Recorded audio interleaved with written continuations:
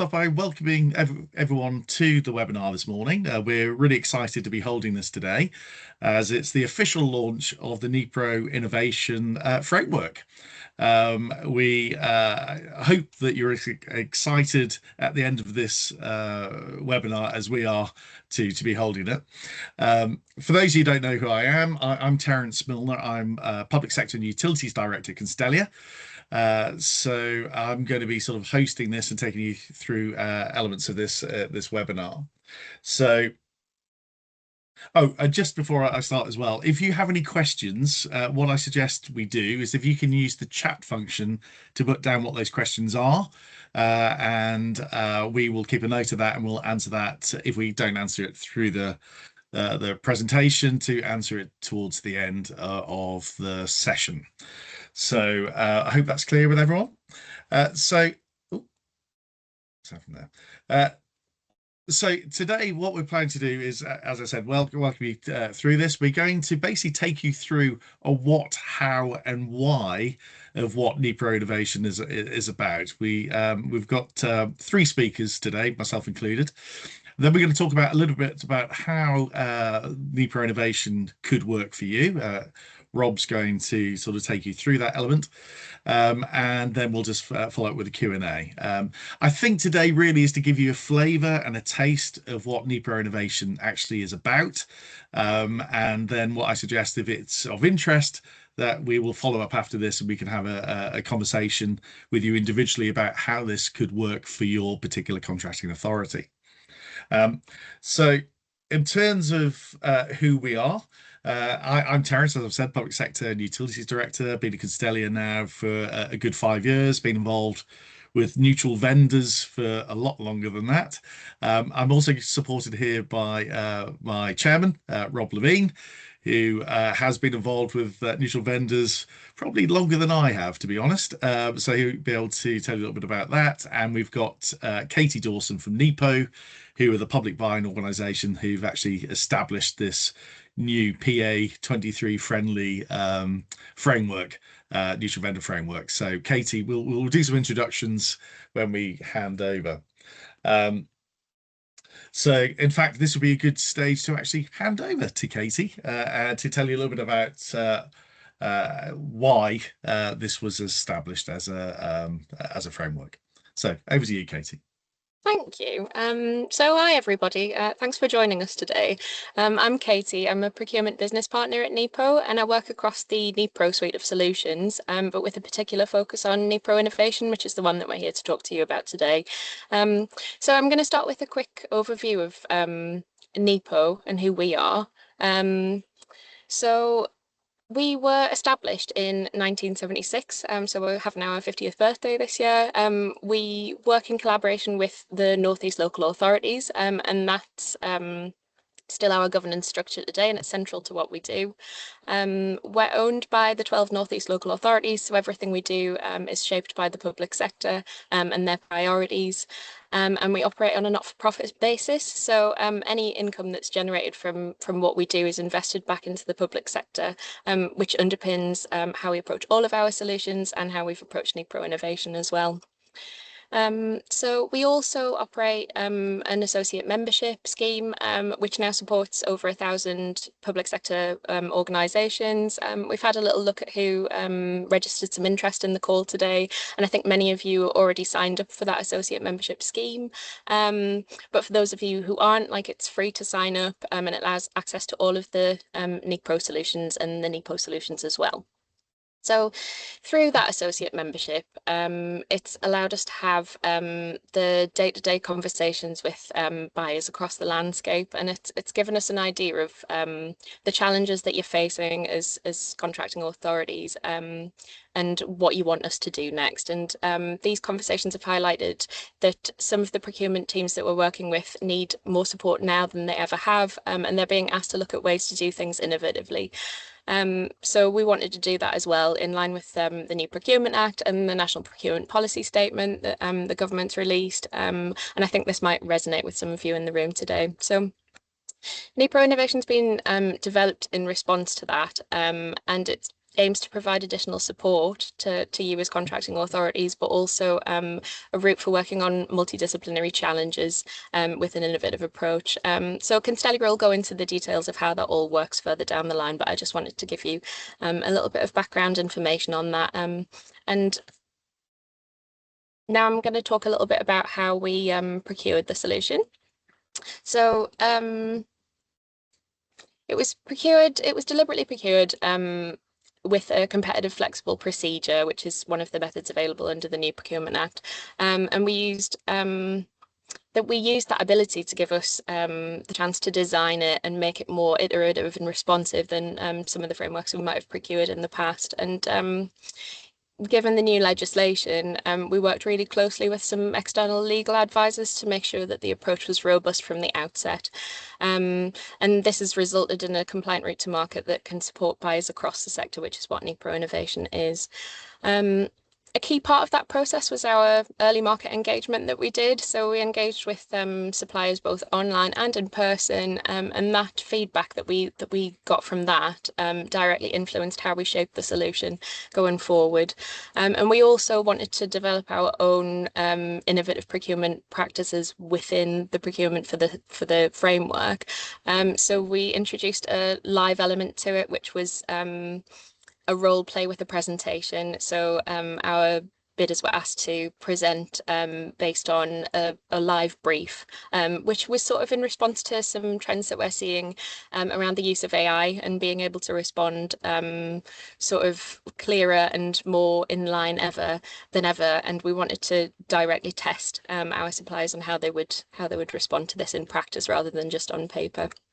So that all went really well, and then the contract was awarded in December 2025, and it launched in February 2026, which is an initial 4-year term, and then there's the option to extend twice for 2 years, and it's got an overall value of 20 billion. So the solution's now been successfully awarded to Constellia, who'll now take you through how it works in practice. And I'm around for any questions that you've got at the end, and we'll follow up with my contact details afterwards if anybody's got any questions on anything. Thank you, Katie. So now I'm going to hand over to our chairman, I should say, Rob Levine, who's going to tell you a little bit about Constellia and the evolution of the neutral vendor model. So let me just move on. So over to Rob. Thanks, Terence, and thanks, Katie. Hi, everybody. I'm Rob Levine. I'm chairman of Constellia. Been working in the business since 2020. Although the organisation as a whole was founded in 2007. Its background being primarily in the private sector and in focusing on services procurement. But since 2020, we've been working primarily delivering the neutral vendor model into government and the wider public sector. We now work with over 300 organisations and utility organisations as well, delivering. Rob, sorry, can I just stop you? It seems that we've got a technical issue. Is everyone just seeing the first slide on this? Yes, Terence. Yeah. Sorry, Terence. Katie, I've been moving it forward, but it doesn't seem to be. I think you're presenting, so you're going to have to change the slides. I'm afraid I can't do it. I'm on it. Bear with me 2 seconds. I thought Thank it was going live, so let me take control. Can I say thank you, Jodie, for bringing that to our attention? No problem, Terence. Can everyone see the About Constellian? No, God, no. Go back. There we go. Sorry, apologies, guys. We will share the slides afterwards, by the way. Fine. So the ones, yes. But over to you, Rob. Yeah, you can move this on the slide pack yourself, but fine. It's not a visual slide anyway, so I will just continue talking about my favourite subject, which is Constellia. So since 2021 now, we've grown significantly as an organisation. We now manage, actually this year we're forecast to manage about £650 million worth of spend for over 300 organisations, primarily through this model. And I should say as well that we're Nottingham, primarily Nottingham-based business. But we're just opening an office in the northeast, which is a part of our social value commitment to NEPO and this framework. We're actually almost at 70 people now, and continuing to grow as an organisation. But we have people dotted across the country, primarily related to the location of the clients that we work with. And I'm really proud to say that in November last year, we made the decision to become employee owned, which meant myself and my business partner, Alan Gotto, we sold the majority of our shares to the employees of the company. What that means is that every person you deal with from at Constellia is effectively a shareholder in the company. The net result of that is, people deeply care about the quality of work that they deliver. We hold each other to account. We've created a phenomenal culture, which is developing on an ongoing basis as well. And we made that decision instead of, for example, going down the private equity route or other sorts of routes, which many other providers might have done as well. But the idea being that we create value for our employees and our shareholders, and it's very much in line with the government objective of creating more employee-owned businesses. In fact, we now work with the Department for Business and Trade and the Co-op Party as well, because they see us as almost like a shining light in that space, and have actually asked us to try and encourage many of the members of our supplier members of our marketplace to become employee-owned as well. So that's really exciting for us. We're also, I guess, award-winning. So we became Go Contractor. We were awarded Go Contractor of the Year in 2025 for our work we do, I think, with Bristol City Council. And we continuously to grow, and we've been featured in the Sunday Times fastest growing companies for 3 years on the run now. So we've just found out we've made this year's list as well. And we were perceived as a Wired trailblazer as well last year. So I guess it's testament to the work that we're doing as an organisation.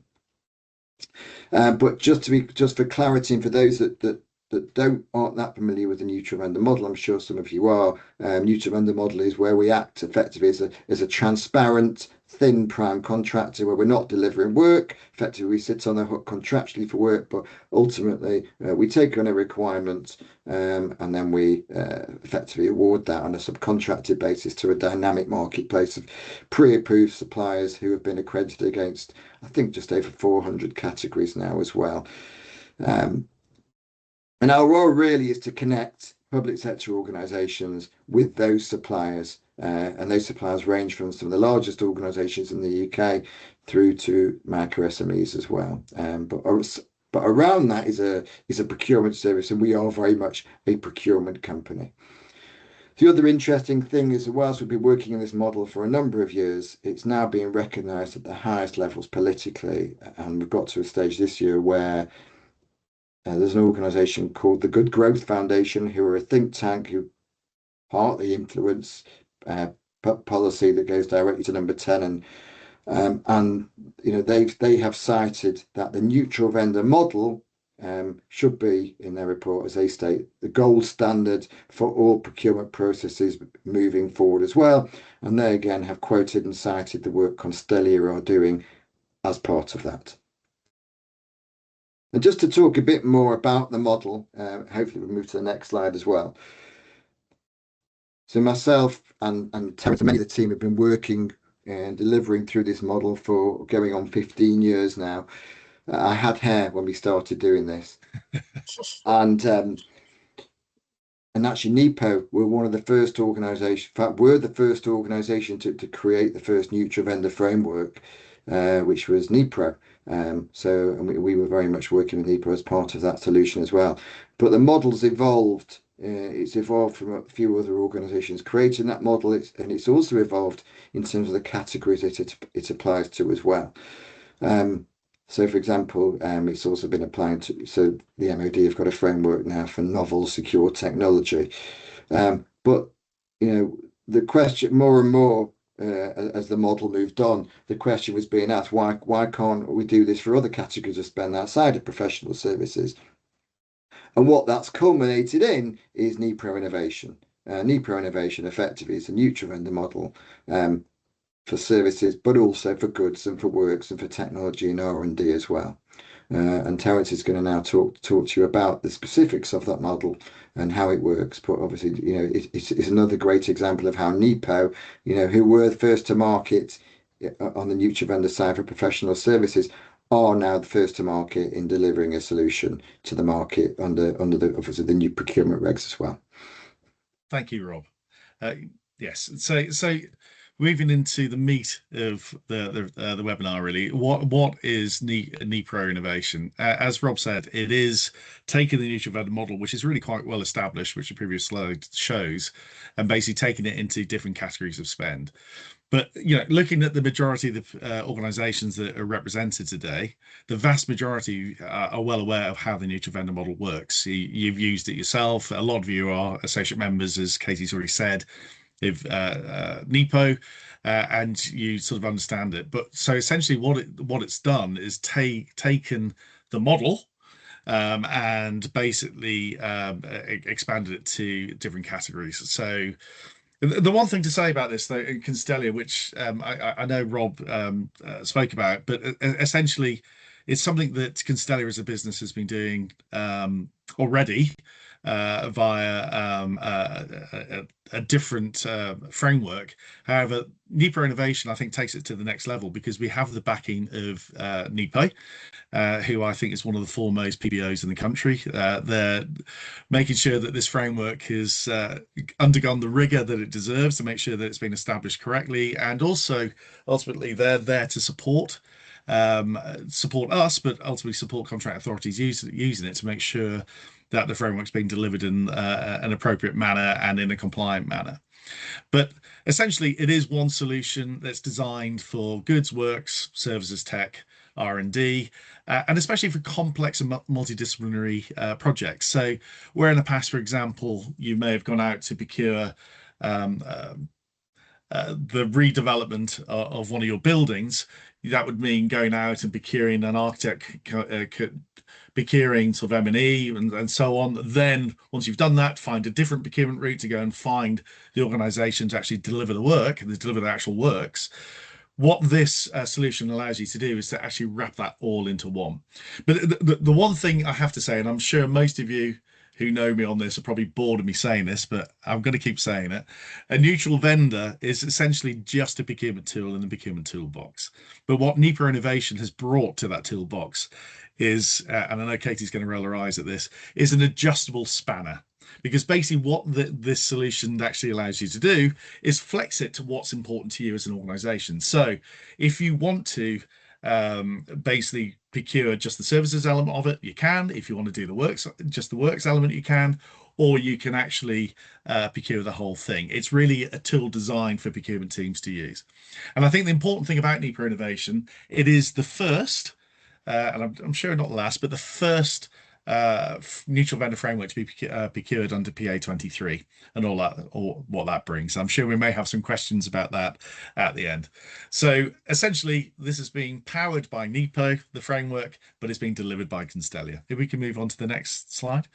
So what does NEPRO Innovation bring? Well, it gives you, as Rob's already said, the Good Growth Foundation have already written a paper to government basically saying that neutral vendor should be considered the gold standard for procurement, essentially because it allows access to innovation and also to SMEs. So obviously the aim of PA23 was to allow a wider range of organisations to work with the public sector. I think neutral vendor allows you to do that with its, and I'm going to use this advisedly, its dynamic marketplace, allowing suppliers to join at any point in time. I think also in terms of capacity, as I've already said, and Rob has mentioned, we are a procurement service. So we'll come into a bit more detail about this, of how the framework actually operates. But we're here to support you as a procurement team. We can be very transactional in nature, or we can actually act as a basically an out-tasking service, allowing you to give us different projects, and we can run it as, you know, we're an extension of the team. As part of that, we, again, as a procurement service, we hire people who've sat where you've sat. So we've had people who've joined us from procurement teams across the whole range of the public sector, and procuring a whole range of different categories. So if you've got a works project, you can come to us about that, IT and so on. We can bring expertise and sort of subject matter expertise into the actual specification and help you deliver what you need to deliver. Those of you who use neutral vendor know this isn't new for NEPRO Innovation, but it's just a standard thing across the neutral vendor route, which is speed. We can do things much quicker than you can do using a more traditional procurement route. And essentially the reason for that is that the way the model works is that effectively you've ticked PA23 when you sign it, when you actually access the framework.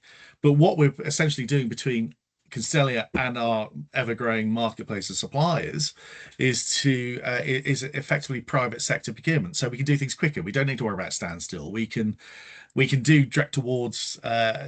Ideally, we don't want to do direct awards, but if we do them, we can do them very quickly. We say about 5 days. And competitions we can do in 10 days. Now, obviously, it's how long's a piece of string. If you're procuring something very complex, you're going to have to give the suppliers longer to bid. But essentially, we can do things quicker. And I've already mentioned about the wider supply chain. You know, we've got a good 4,000, and I'm probably out of date with that because we're growing all the time. A good 4,000 suppliers are already onboarded to the marketplace. And the reason, you know, they can join and it's easier is because, you know, in terms of what they need to do, we need to make sure they're fit and proper. Organizations do work with the public sector, but it's a lot quicker to join us. It's, you know, we do credit checks and things like that, but it's less onerous on SMEs and innovative startups to actually join a marketplace than it is to actually get onto a traditional public sector framework. So one thing, you can stay on that slide.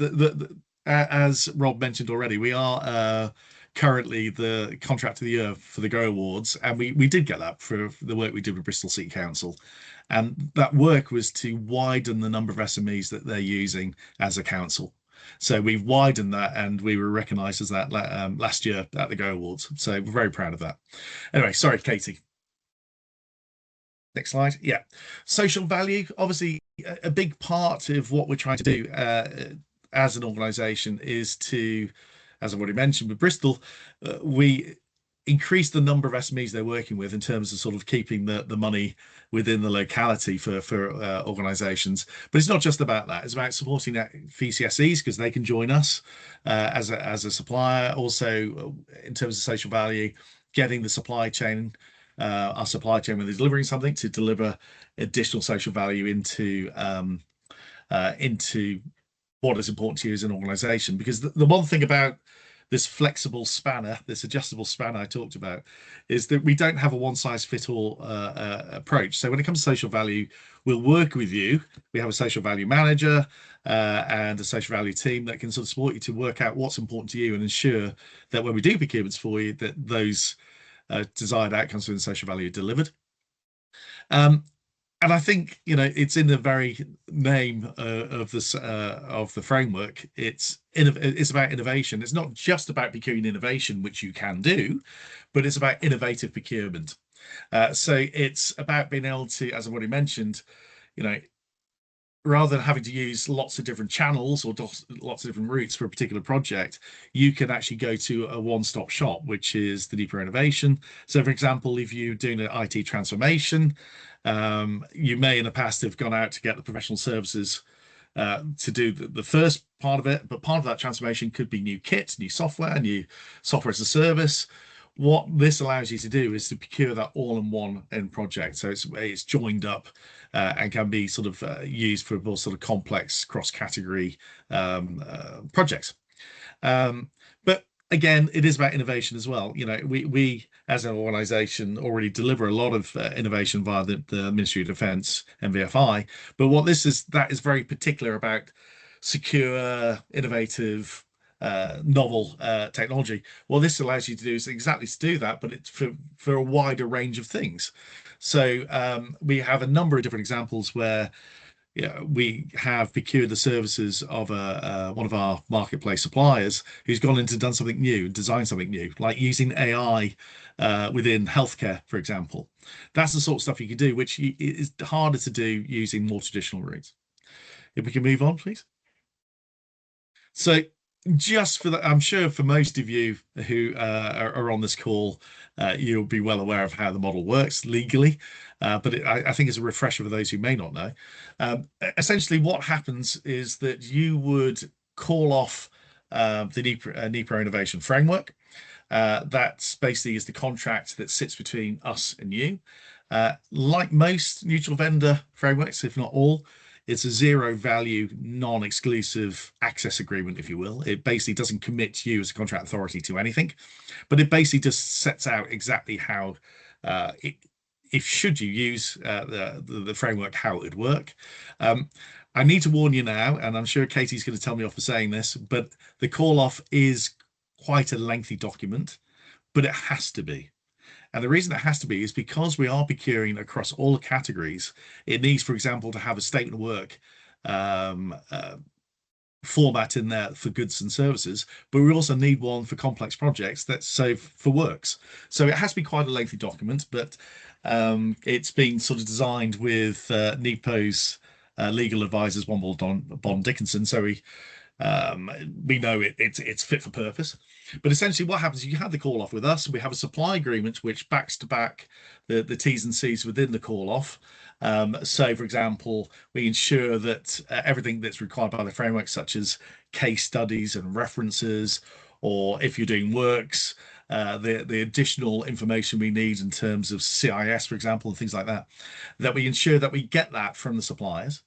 Then when you're ready to do a project with us, so we'll go into more details of how to work. Rob will do that later, but let's say you're doing a transformation project, you'll come to us and we'll go into a bit more detail, but we set up the statement of work, basically saying what it is going to be delivered by which supplier, and then we back to back that between Constellia and the supplier saying, right, you're going to deliver these milestones to the contract authority, and this is what you deliver, this is the cost. So it's back to back. Legally, that's how it works. If there's any questions, we'll do that at the end.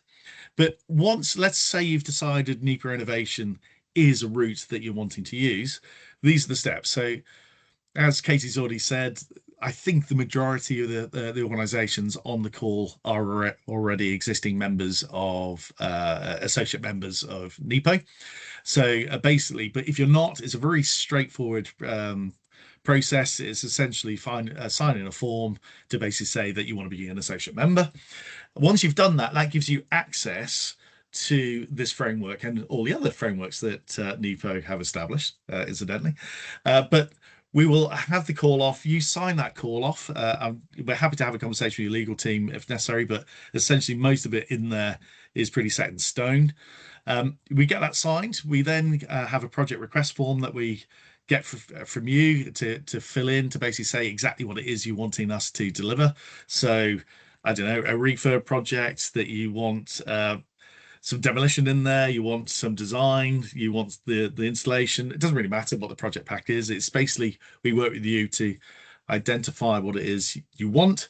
Again, within that, you can say to us, we want to do a direct award. The one thing about NEPRO Innovation, though, is just at the moment where you do a direct award, you will have to justify it internally. We now need to record that what justification is, so we can report that back to NEPO.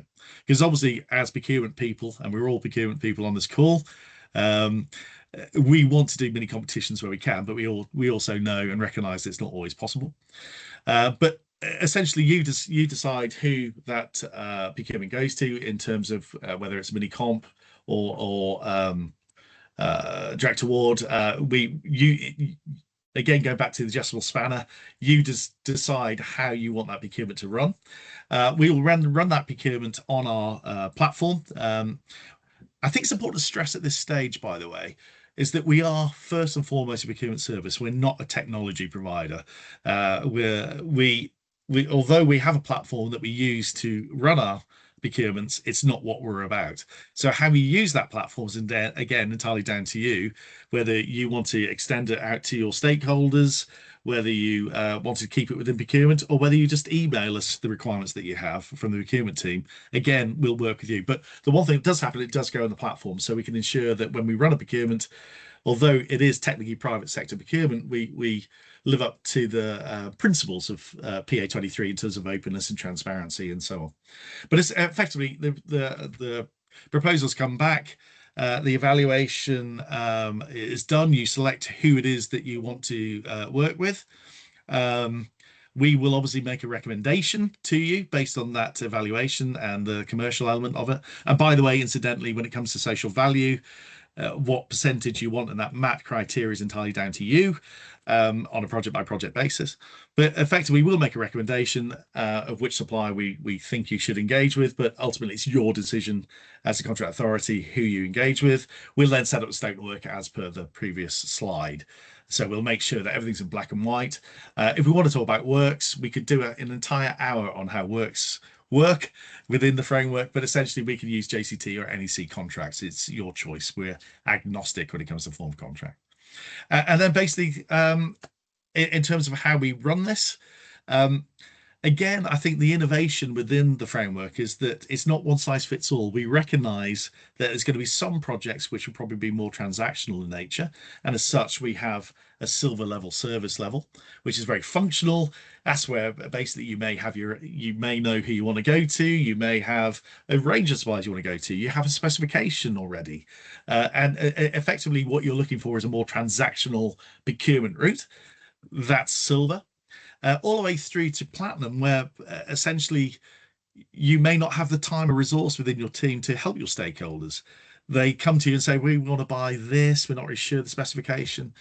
In that level, we can actually get our procurement as subject matter experts and your account manager, your procurement business partner, to come in and actually start writing specifications, designing what a procurement looks like, engaging with the suppliers to get the supply chain and supply list set up for what you need, and basically effectively the platinum level acting like an extension of your procurement team.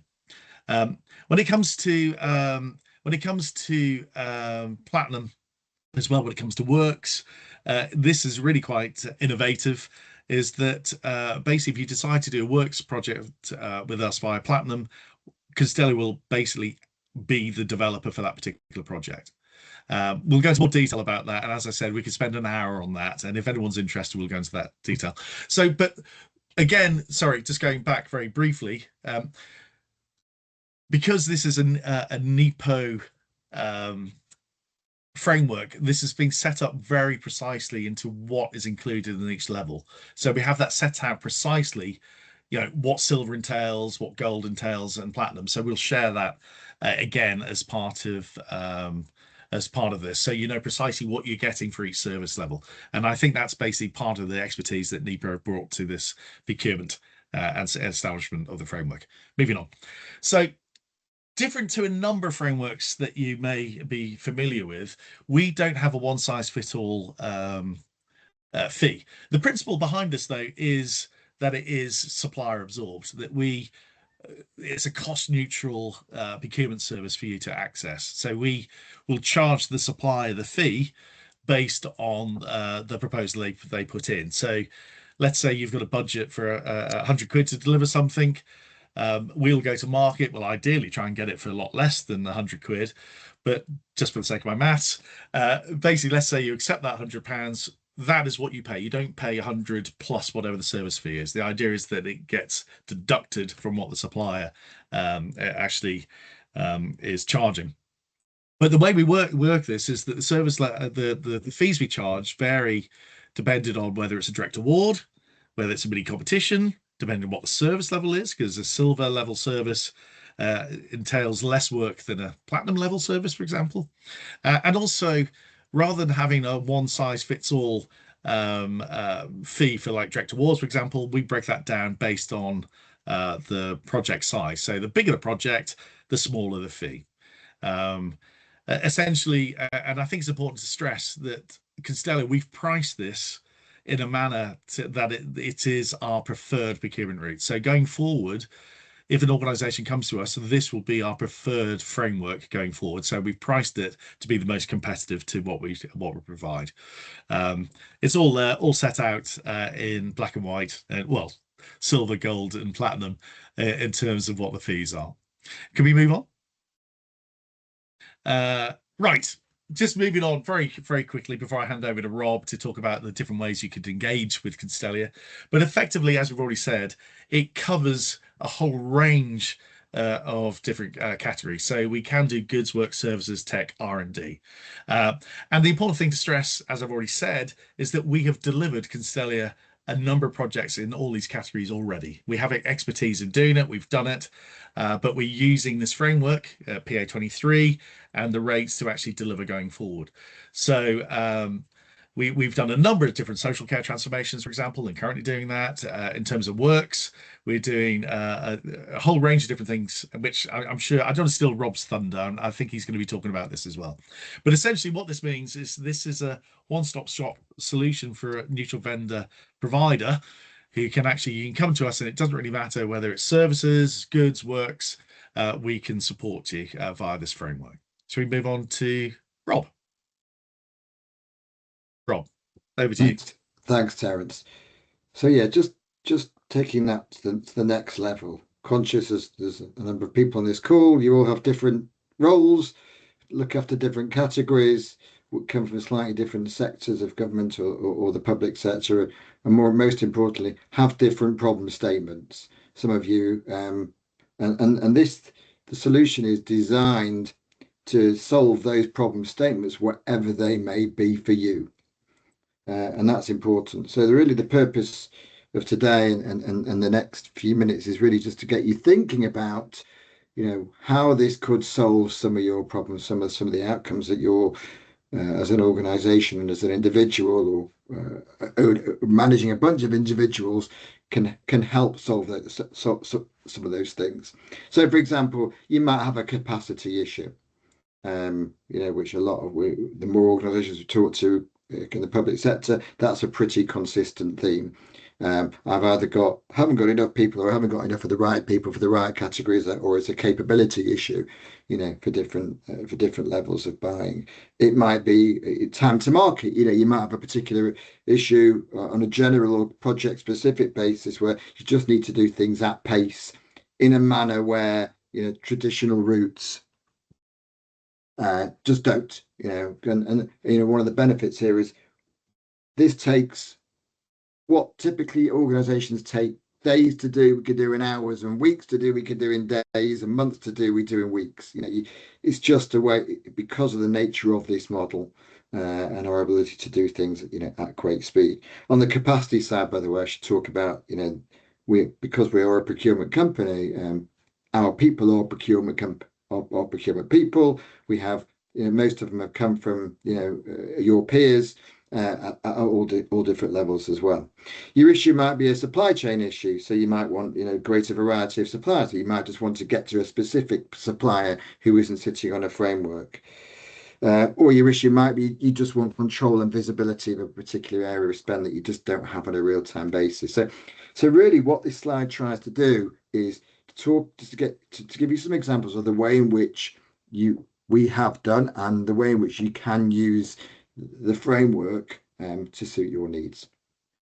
So if you look on the left, we talk about the managed service side. So an example of this would be where an organization would say, we want to work with Constellia via the framework to manage a particular category of spend or level of spend. That might be professional services, it might be tech, renewals of agreements, for example. It could be healthcare, it could be minor works, so an example of where we do that at the moment, for example, we've mentioned Bristol. So at Bristol, if anybody at Bristol wants to buy professional services, they will come through the Constellia platform. Similarly with the other categories. What that means is if anybody wants to know what's happening with all the procurement in professional services, Constellia will be able to show on a real-time basis, this is what's happening. Here's all the projects. Here's the status of them. These are the ones that are in delivery. These are the ones that Constellia are procuring on our behalf at the moment. this is what we've paid, this is what data we've got, this is who's spending what, etc., etc. as well. So it just gives that level of control as well. And in that instance, we will have dedicated person or more than one person on site, literally acting as an extension of the team.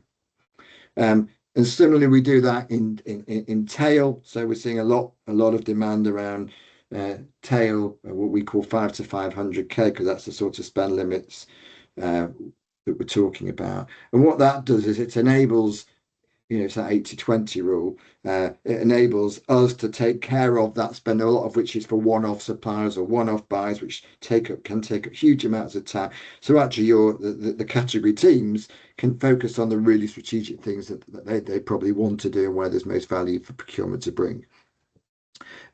Or similarly, we will work in some organisations just as an extension of the team cross-category. So what we'll do is work with those organisations. They will have a pipeline. They've got X amount of capacity. And we will literally sit down with them on a quarterly basis. We'll go through the pipeline and they will just allocate us packages of work cross-category to work on as well. So that's one way in which organisations work with us. Another is just literally ad hoc projects. So you might just have a particular project where you could just, which says this is perfect for the framework, for the NEPRO framework. And it doesn't, and again, that could cover any of the categories we've talked about as well. And that might be a direct award, it could be a competition, it could be something that needs strategic sourcing, it could be just something that's very transactional. It doesn't matter, but that's just an ad hoc thing. This just becomes part of your armour, if you like, for when considering procurement routes.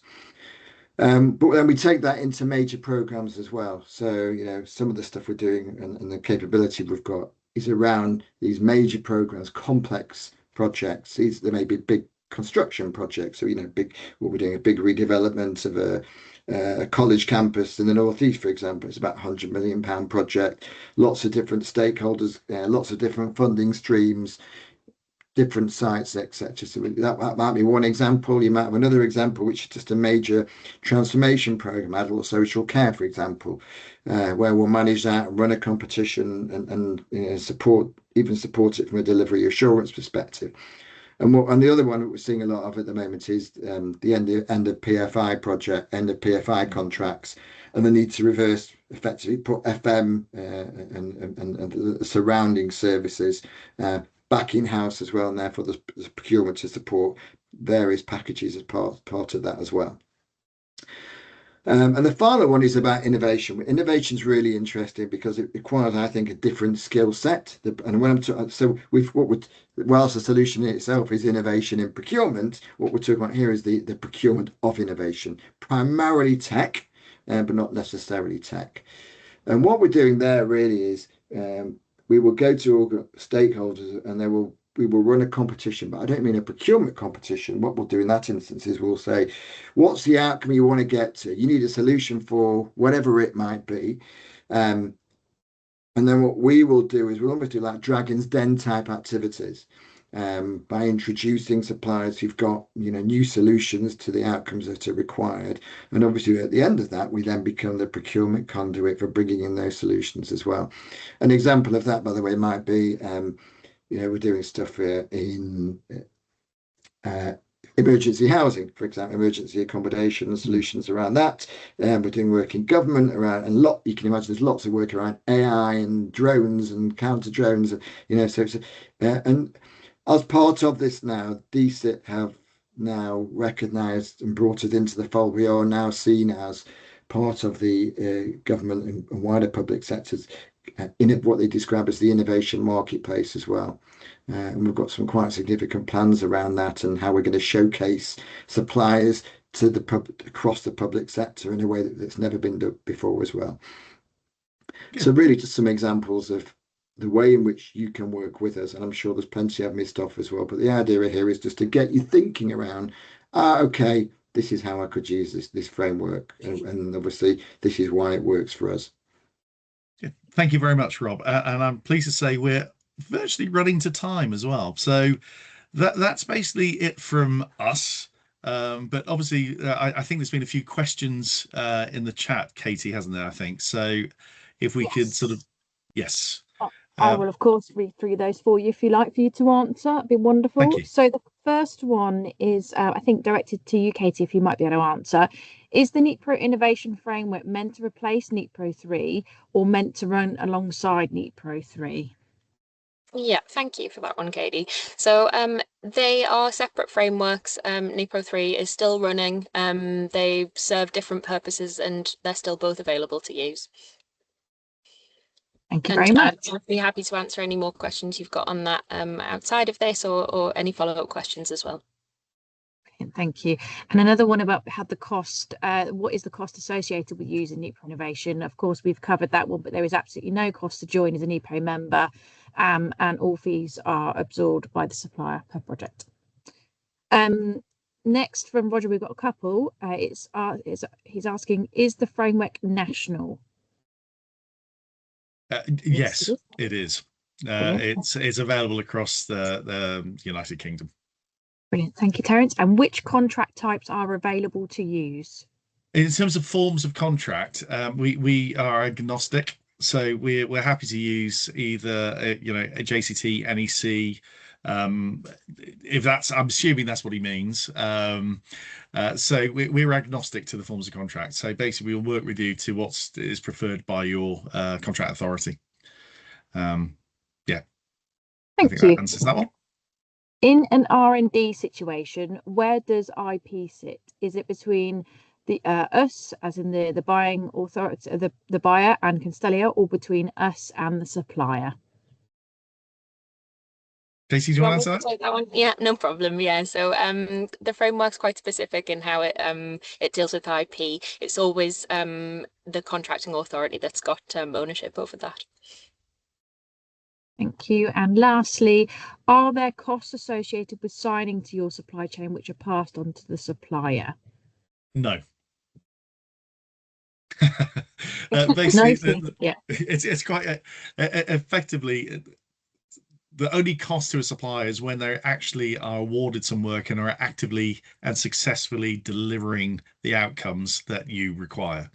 If they don't successfully deliver them, you don't approve their milestone, they don't get paid. So no, there are no associated costs for the supply chain. So the only thing I would add to that is Constellia do not charge suppliers any money. Now, there are things that the suppliers may need to do that they don't currently have to adhere either to get onto the marketplace or if there's a specific requirement as part of a project as well. Example, insurance. They may not have the required level of assurance, or they might, but that's not it's just a cost that they have to adhere to the requirements of the framework. I think it is worth stating that one of the difference between this framework and perhaps some of the others is we are holding suppliers to probably a level higher standard pre-qualification they otherwise might not have done. So, for example, they have to have, as part of accreditation case studies that have been approved by clients, former clients have worked with which we check. And for example, for anyone working in a secure environment, we hold them again to different standards to meet secure, whether that be cyber security, standards around DEFSTAN or those sorts of things as well, and around the way that they process data. So, and all those do incur costs, but obviously the idea is that, when they come to you, when they get on the framework, it means they've got a tick in the box in order to do that. Thank you, Rob. And we've got another question in. What is the liability position between the authority and the provider of the services or goods, and how is this calculated? Sorry. Katie, would you like to answer that? Do you want me to do that one? Yeah, no problem. No, I just think it's a framework because it's standard. Yeah, no problem. I'm happy to do it, but Katie, over to you. Yeah, so in terms of insurances, you can specify this at the call off level, and that's something that we ask you to do when you sign the call off. If you need to alter that then further down the line on a project by project basis, that's also an option that's available to you. I think the question is probably about where does the liability sit as well, though. Right. What do you mean? Terence, do you want to go? I think effectively the liability, because we're a neutral vendor and the way the framework is set, is that effectively Constellia are on the hook. Exactly. And yes, we're on the hook, but we pass through the liability to the supply chain, which is quite a standard thing within the neutral vendor model if you've used it before. But effectively, we're on the hook. In terms of liability, there are, as Casey's already said, we can put that into the call-off on a contract authority basis. However, we can amend that on a project-by-project basis. So if you're doing a project which requires a higher level of liability, we can put that into the project request form, put it into the statement of work, and pass that through. So we have a bit, again, I'm sorry about this, my adjustable span, I'm going to stop it. We can actually have some flex there in terms of liability as well. It's not one size fits all. Does that help? Does that answer what you wanted? I believe. Kind of. All right. Okay. Sorry, we do know each other already, Terence. And Stuart Allen, yeah. Hi. It's Stuart Allen, yeah. So is more the cap. So obviously, from a cap point of view, if you're doing a project, the government says like 150% of the project value, etc. Is that being specified, or is that controlled by the call-off? Is that controlled by the authority? Sorry, say that again. Sorry, I missed that. So from a cap on liability, so if there is an incident, usually inside the agreements there's a cap on liability. The UK gov there's like 125% or 150% or limitless or whatever you want. Has that been controlled already, or is that under the control of the authority? Well, it'll be within the call off. So in terms of liability, but and obviously there's some things that which there are uncapped liability, which are in sort of national legislation, as you know. But effectively, we can, as I've sort of said, we'll be set out when we sign out the call off exactly what you want those caps to look like. But again, we can flex it. So if you're doing a project where you want the liability to be a little bit higher, or again, you maybe want a particular supplier that wants to work who doesn't want to. It's happy to work with you, but the cap level that we put into the call off isn't something they're comfortable to sign up to. If you're happy to lower it, we could do that again. So we have this flexibility when it comes to the project by project basis. Okay. So again, the thing about neutral vendor models, sorry. So I was going to say that would effectively be so there is the call off levels, which is defined by the contracting authority. And then there is a project or requirement specific levels, which can be adjusted as a special condition as well. Okay, that's fine. Yep, cheers. Yeah, there's much more straightforward than the way I answered it, Rob. So thank you for that. Are there any other questions at all? I don't believe so. So yeah, I think we've got a couple of minutes back. Over to you, Terence, to close up, please. Well, I just want to thank everyone who's taken time out today to come and attend this launch. We will be sending out information with regards to NEPRO Innovation. Katie is, I know I'm putting words into her mouth, but she's always happy to have a conversation with you if you have any particular questions, whether that's with Constellia or separately. Again. But we'll be following up, and we will hopefully, if you want to have a conversation with us about how this could work for your contract authority, we'd be really welcome the opportunity to do so. So once again, thank you very much, everyone, for coming. Thank you, Katie. Thank you, Rob, and hopefully speak to you soon.